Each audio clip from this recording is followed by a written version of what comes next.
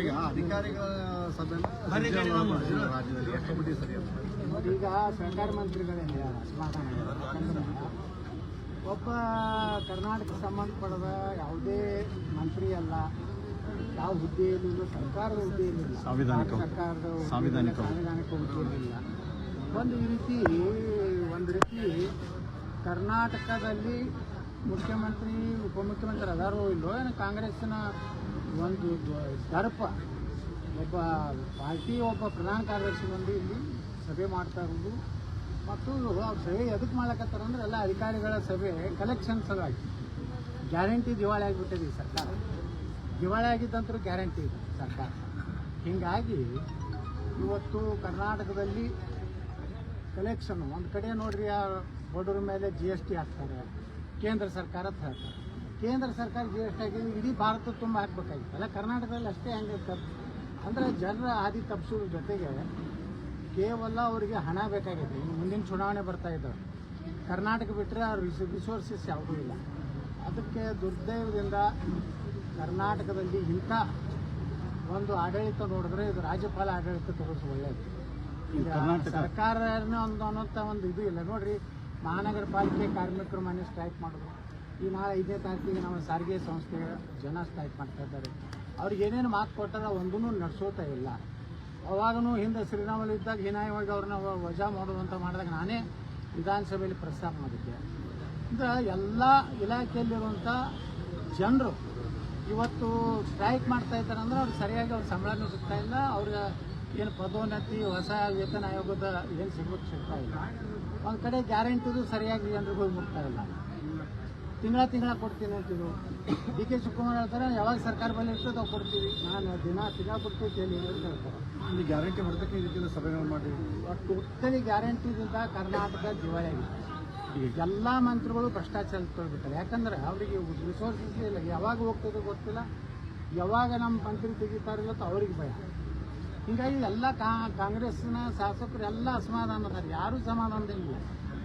ಅವ್ರೇನು ಸಿದ್ದರಾಮಯ್ಯ ಕಡೆನೂ ಇಲ್ಲ, DK ಶಿವಕುಮಾರ್ ಕಡೆನೂ ಇಲ್ಲ. ಈ ಎರಡೂ ಇಬ್ಬರ ಬಗ್ಗೆ ಅವ್ರ ವಿಶ್ವಾಸ ಇದೆ. ಅನಿವಾರ್ಯವಾಗಿ ಅವರು ಈ ಸರ್ಕಾರದಲ್ಲಿ ಅದಾರ್ಥ ದಿನಗಳನ್ನು ದುಡ್ಕೊತ ಹೋಗ್ತಾ ಇದ್ದಾರೆ.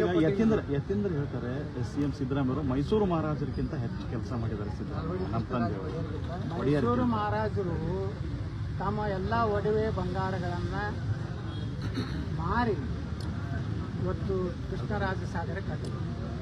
ಸಿದ್ದರಾಮಯ್ಯ ಏನಾರು ಮಾರ್ಯಾನಲ್ರಿ? ಇತ್ತು ಮೈಸೂರನ್ನ ನಾವು ಮೂಡೋದಾಗ ಎಲ್ಲ ಪ್ಲಾಟೆ ಹೊಡ್ಕೊಂಡು ಹೋಗ್ಯಾರ. ಅವ್ರು ಏನು ಅವ್ರ ಮಗ ತೀರಾ ಹಾದಿ ಬಿಟ್ಟು ಮಾತಾಡ್ತಾರೆ. ಏನಾರು ಸ್ವಲ್ಪ ಶಾಲೆಯನ್ನು ತಿಳ್ಕೊಂಡಿದ್ದೀವಿ. ಪೂರ್ತಿ ನಮ್ಮ ಮೈಸೂರು ಮಹಾರಾಜಕ್ಕಿಂತ ಭಾರಿ ನಮ್ಮ ಅಪ್ಪ ಮಾಡ್ಯಾರ. ನಿಮ್ಮ ಅಪ್ಪ ಏನು ಮಾಡ್ಯಾನ? ಗ್ಯಾರಂಟಿ ಮಾಡಿ ಕರ್ನಾಟಕ ದಿವಾಳಿ ಮಾಡ್ಯಾನ, ಅದು ಗೊತ್ತಿಲ್ಲ ಅವ್ರಿಗೆ. ಒಂದ್ಸರಿ ದೇವರಾಜ ಅರಸಕ್ಕಿಂತ ಹೆಚ್ಚು ನಾನು ದೇವರಾಜ ಅರಸ ಲೆವೆಲು ಬರೋದಿಲ್ಲ. ಮೈಸೂರು ಮಹಾರಾಜರಂತರೂ ತಪ್ಪು ಸಹಿತ ಯಾರು ಅವ್ರ ಹೆಸರೈತೆ. ಯಾಕಂದ್ರೆ ಮೈಸೂರು ಮಹಾರಾಜರು ಕೊಟ್ಟಂಥ ಕೊಡುಗೆ ಕರ್ನಾಟಕದಲ್ಲಿ ಆ ಭಾಗದಲ್ಲಿ ಈ ಕಡೆ ಇರಲಿಕ್ಕಿಲ್ಲ. ಅವರು ಮೈಸೂರು ಭಾಗದಲ್ಲಿ ಅವರು ಅದ್ಭುತವಾದ ಕೊಡುಗೆ ಇದೆ.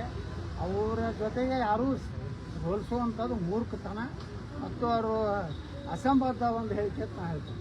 ಬಿಜೆಪಿ ರಾಜ್ಯಾಧ್ಯಕ್ಷರ ಸುರ್ಜೇವಾಲಾ ಕಲೆಕ್ಷನ್ ಮಾಡ್ತಾ ಇದ್ದಾರೆ. ಬರೀ ದುಡ್ಡು ಅವ ಯಾವುದಕ್ಕೆ ಅಧಿಕಾರಿಗಳ ಸೇವೆ ಕಲ್ಲಕತ್ತಾರಂತ ಈ ಮಂತ್ರಿಗೆ ಎಡ್ಡೆಡ್ ಕೊಟ್ಟರೆ ರೊಕ್ಕ ಹೇಳ್ರಿ, ಯಾವ್ಯಾವ್ದ್ರಾಗ ಎಷ್ಟು ರೊಕ್ಕ ಹೊಡೆದಾರ ಅದ್ರ ಪ್ರಕಾರ ಪರ್ಸೆಂಟೇಜ್ ನಮ್ಮ ಬಂದಿಲ್ಲ. ಮೇಡಮ್ ಸೋನಿಯಾಗೆ ಮತ್ತು ತೆಲೆ ಇಲ್ಲಾರದ ರಾಹುಲ್ ಗಾಂಧಿಗೆ ಬಂದಿಲ್ಲ, ಅದಕ್ಕೆ ನಾವು ಬಂದಿಲ್ಲ ಕೊಡ್ತಾರೆ. HK ಪಾಟೀಲ್ ಈಗ ಇನ್ನೊಂದು ಅಂತಸ್ತುಗಳಿಗೆ ಕೂಡ ಹೊಸದಾಗಿ ಈ ರೀತಿ ಹೊಸ ಕಾನೂನು ಬರೋದು, ದುಡ್ಡು ಅದಕ್ಕೆಲ್ಲ ಟ್ಯಾಕ್ಸ್ ಹಾಕೋದು, ಈ ಮನ್ಯಾಗ ಮಾತಾಡ್ಕೋ ಟ್ಯಾಕ್ಸ್ ಹಾಕ್ತಾರೆ, ಹೋಗೋದ್ರು ಟ್ಯಾಕ್ಸ್ ಹಾಕ್ತಾರೆ.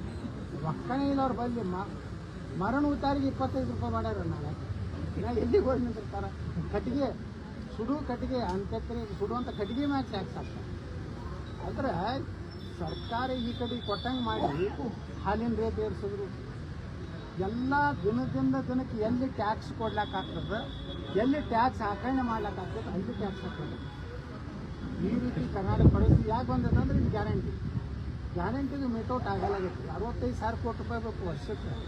ನೀವು 65,000 ಕೋಟಿ ಅದನ್ನೇ ತಗೊಂಡು ಒಂದು ಡೆವಲಪ್ ಆಲಮಟ್ಟಿ ಯೋಜನೆ ಮಾಡಿಬಿಟ್ರೆ ಇಡೀ ಕರ್ನಾಟಕದ 18 ಲಕ್ಷ ಎಕರೆ ನೀರಾವರಿ ಆಗ್ತದೆ. 2 ವರ್ಷದ ಗ್ಯಾರಂಟಿ ರೊಕ್ಕ ಆಲ್ಮಟ್ಟಿ ಯೋಜನೆಗೆ ಹಾಕಿಬಿಟ್ರು 1,20,000 ಕೋಟಿ ರೂಪಾಯಿ. ಆದ್ರೆ ಇಡೀ ಕರ್ನಾಟಕದ ಇದು ಕೋಲಾರವರೆಗೆ ನೀರು ಕೊಡುವಂಥ ಶಕ್ತಿ ಕೃಷ್ಣನಿಗೆ ಐತಿ. ಆ ದುರ್ದೈವ ಅಂದ್ರೆ ಅದೇ ಅಕ್ಕಿ ಕೊಡ್ತೀನಿ, ಅದೇ 2,000 ರೂಪಾಯಿ ಕೊಡ್ತೀನಿ ಅಂತ ಬಿಟ್ರೆ ಅದು ಏನೂ ಅವ್ರ ಕಡೆಯಿಂದ ಆಗ್ತಾ ಇಲ್ಲ. ಬಜೆಟ್ನಲ್ಲಿ ₹1 ಐತಲ್ರಿ ಆಲ್ಮಟ್ಟಿ ಯೋಜನೆ. ಹೇಳಿ ನಮ್ಮ MB ಪಾಟೀಲ್ರು ಎಷ್ಟು ಇಟ್ಟಾರ ಕೇಳಿ ಬರಂಗೆ ಕೊಡಿಸಲಿ ಜಲಾವತಿ ಹೊರತಿತ್ತು. ಇಂಥದ್ರಲ್ಲಿ KSRTC ನೌಕರರ ಪ್ರತಿಭಟನೆ ಮಾಡಿದ್ರು. ನೀವು ಅವ್ರಿಗೆ ಮುಗಿ ತುಪ್ಪ ಕೂಡ ಹಚ್ಚಿದ್ರು ಕೊಡ್ತೀವಿ 6 ತಿಂಗಳು ಈಗ 6 ತಿಂಗಳದಾಗಿ 8 ತಿಂಗಳಾದ್ರೂ ಕೂಡ ಅವ್ರಿಗೆ ಸರಿಯಾಗಿ ಸ್ಯಾಲ್ರಿ ಕೂಡ ಕೆಲವೊಬ್ಬರಿಗೆ ಕೊಡ್ತಾ ಇಲ್ಲ. ಅವ್ರಿಗೆ ಹೆಚ್ಚಿನ ಇದು ಕೊಡೋದಿಲ್ಲ, ಸ್ಯಾಲ್ರಿನ ಕೆಲವೊಂದು ಇಲಾಖೆಗಳಲ್ಲಿ ಆಗ್ತಾ ಇಲ್ಲ. ಸ್ಯಾಲ್ರಿನೇ 3-4 ತಿಂಗಳು ಹೋಗ್ಲಕ್ಕಪ್ಪ. 3-4 ತಿಂಗಳು ಸ್ಯಾಲ್ರಿ ಅವ್ರು ಎಲ್ಲಿ ಅವ್ರ ಮನೆ ಹೆಂಗೆ ಅನ್ಸ್ಬೇಕು? ಮತ್ತು ಅವ್ರಿಗೆ ಏನೇನು ಹೇಳಿದ್ರೆ ನೀವು ಸರ್ಕಾರಿ ಸಮಾನ ವೇತನ ಮಾಡ್ಕೊಂಡು ಇವೆಲ್ಲ ಏನದಾವಲ್ಲ ಸರ್ಕಾರ ದಿವಾಳಿ ಆಗೈತೆ ರೀ. ಇವರು ಏನೂ ಮಾಡಿ ಇವತ್ತು ನೋಡಿ ಎಲ್ಲ ಬಡವರಿಗಿರುವ ಮನೆಗಳು ಎಲ್ಲ ಬಂದಾಗ್ಯಾವ. ಈಗ ಕೇಂದ್ರ ಸರ್ಕಾರ ಮ್ಯಾಗ ಹಾಕ್ತಾರೆ. ಹಳ್ಳಿ ಮೇಲೆ ಕೇಂದ್ರ ಸರ್ಕಾರ ಮ್ಯಾಗ ಹಾಕೋದು ಅಂದ್ರೆ ಮನೆಗೆ ರೊಕ್ಕ ಕೊಟ್ಟಲ್ಲ. ನೀವೇನು ಹೇಳಿದ್ರಿ? ₹1 ಇಲ್ಲಾರ್ದೆ ಮನೆ ಕೊಡ್ತೇನೆ ಜಮೀರಮ್ಮ ಖಾನ್ ಎಲ್ಲ ಕಡೆ ಹೋದರೆ ಹೊಡಿತಾನೆ ನಮ್ಮ ಭಾಷಣ. ಈಗ ನನ್ನ ಮತಕ್ಷೇತ್ರದ 750 ಮನೆ ವಾಪಸ್ ತೊಗೊಂಡಾರ. ಅಂದ್ರೆ ಯಾಕಂದ್ರೆ ಸರ್ಕಾರ ಬಳಿ ದುಡ್ಡಿಲ್ಲ. ಆಫೀಸ್ ಕಾರ್ಡ್ ಅಂತ ನಮ್ಮ ಆಫೀಸರ್ ಹೇಳ್ತಾರೆ, ಏನು ಮಾಡೋದು ಸರ್ ದುಡ್ಡಿಲ್ಲ. ದುಡ್ಡು ಕೊಟ್ಟರೆ ಮನೆಗಳು ಹಾಕಿ ಕೊಡ್ತಾ ಇದ್ದಾರೆ. ಅದು ನೋಡ್ರಿ ಆ ಮನೆಗಿಂತ ಇವರು ಲಂಚನೇ ಹೆಚ್ಚಾಗೈತೆ. KSRTC ನೌಕರಿ ಮತ್ತು ಹೋರಾಟದ ಅನಿವಾರ್ಯ ಸಿಗ್ಬೋದು ಅಂತ ಪರಿಹಾರ ಕೊಡಬೇಕು. ಮತ್ತು ಆ ಬಸ್ಸುಗಳ ಮಿತ್ರ ಮತ್ತೆ ಮುಗಿದು ಹೋಯ್ತಲ್ಲ ಶಕ್ತಿ ಯೋಜನೆ ಮಕ್ಕೊಂಡು ಬಿಡ್ತಾರೆ. ಚುನಾವಣೆಯಲ್ಲಿ ಮತಗಳ್ಳತನ ಆಗಿದೆ ಅಂತ DK ಶಿವಕುಮಾರ್ ಮತ್ತು ರಾಹುಲ್ ಗಾಂಧಿ ಕೂಡ ಆರೋಪ. ಅಂದ್ರೆ ಈಗ EVM ಮುಗೀತು, ಈಗ ಮತಗಳ್ಳತನೇ ಆಗ್ತಾ ಇದೆ. ಅವರೆಲ್ಲ ಕಟ್ಟಿ ನೋಟ್ ಮಾಡಿರ್ತಾರೆ. ಬಾಗಲಾದವರು, ರೋಹಿಂಗ್ಯಾಗಳು ಅವೆಲ್ಲ ವೋಟರ್ಸ್ ಅಲ್ಲ. ಈ ಬಿಹಾರ್ನಾಗ ಅದನ್ನ ತೆಗಿಲಕತ್ತಾರೆ. 65 ಲಕ್ಷ ಫೇಕ್ ವೋಟರ್ಸ್ ಹೊಂಟಾರ. ಅದ್ರಾಗ 25 ಲಕ್ಷ ಜನ ಸತ್ತವ್ರು ಅದಾರ. ಅವ್ರು ಹೋಗ್ಬಿಟ್ಟಾರ, ಎಲ್ಲಿ ಹೋಗಾರ ಗೊತ್ತಿಲ್ಲ. ಒಂದು ಜನ್ನತ್ಗೆ ಹೋಗ್ಯಾರೋ ಸುರ್ಗಾಟಕ್ಕೆ ಹೋಗ್ಯಾರೋ ಗೊತ್ತಿಲ್ಲ. ಅವರು ಒಟ್ಟು ಸಹ ಜೀವಂತದವ. ಅಲ್ಲಿ 65 ಲಕ್ಷ ಬಡ್ಡಿ ಮತದಾರ ಇದ್ದಲ್ಲಿ ಹೆಂಗೆ ನೀವು ನಿಜವಾದ ಜನರ ಒಂದು ಮತದ ಬೆಲೆ ಬರ್ತದೆ. ಈಗ ಅದು ತಿಳಿಲಾಕತ್ತಿದ್ದು ಕಾಂಗ್ರೆಸ್ನವ್ರಿಗೆ ಇವೆಲ್ಲ ಏನು ಮುಸ್ಲಿಂ ಪರ ಓಟು ಏನು ಇರುವಂಥ ಪಕ್ಷಗಳಿಗೆ ಬ್ಯಾನ್ ಆಗತ್ತೆ. ನಮಗೇನಿಲ್ಲ, ನಾವೇನಂತೀವಿ ಎಲ್ಲೆಲ್ಲಿ ಬಾಂಗ್ಲಾದೇಶ ಇರೋದ್ರೆ ಎಲ್ಲಿ ರೋಹಿಂಗ್ಯ ಅಲ್ಲ ಅವ್ರು ಈ ದೇಶದ ಓಡಿಸುವಂಥ ಕಾರ್ಯಕ್ರಮ ಆಗುತ್ತೆ. ಎಲ್ಲಂದ್ರೆ ಒಂದಿಲ್ಲ ನ್ಯೂಸ್ ಭಾರತ ಪಾಕಿಸ್ತಾನ. ಅದಕ್ಕೆ ಈಗಿಂದಲೇ ನಾವು ಹುಷಾರ ಹಾಕ್ಬೇಕ್ರೆ ನಮ್ಮ ಹಿಂದೂಗಳಿಗೆ ಭವಿಷ್ಯ ಇಲ್ಲ. ಹಿಂದೂಗಳಲ್ಲಿ ಉಗಿದು ಹೋಗ್ಲಕ್ಕ ಅಂತ ದೇಶ ಇಲ್ಲ. ಅವ್ರಿಗೇನು ಪಾಕಿಸ್ತಾನ ಹೋಗ್ತಾರೆ, ಅಫ್ಘಾನಿಸ್ತಾನ ಹೋಗ್ತಾರೆ, ಅಫ್ಘಾನಿಸ್ತಾನ ಹೋಗ್ತಾರೆ. ನಾವೆಲ್ಲ ಹೋಗ್ಬೇಕು ಎಂದು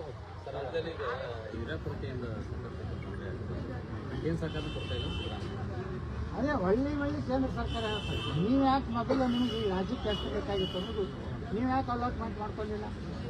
ನೀವು ಯಾಕೆ ಮುಂದೆ ಆಗಿರುತ್ತೆ ಕ್ರಮ?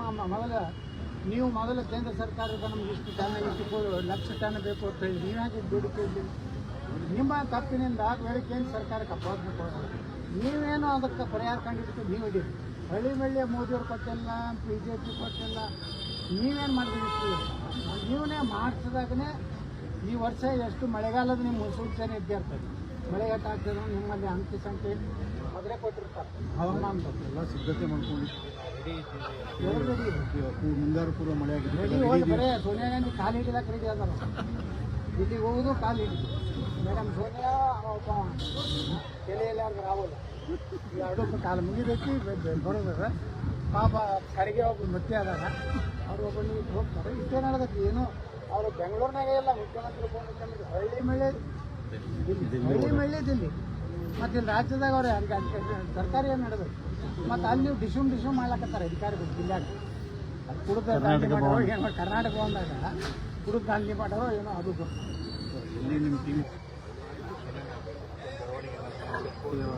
ಎಲ್ಲ ನೋಡ್ರಿ. ಈಗ ಅವರೆಲ್ಲ ಹೋಗಿ ಏನು ಹೇಳೋದು ಹೇಳ್ಯಾರ ಹೈಕಮಾಂಡ್ ಸತ್ಯದ ಅರಿವು ಆಗೈತೆ.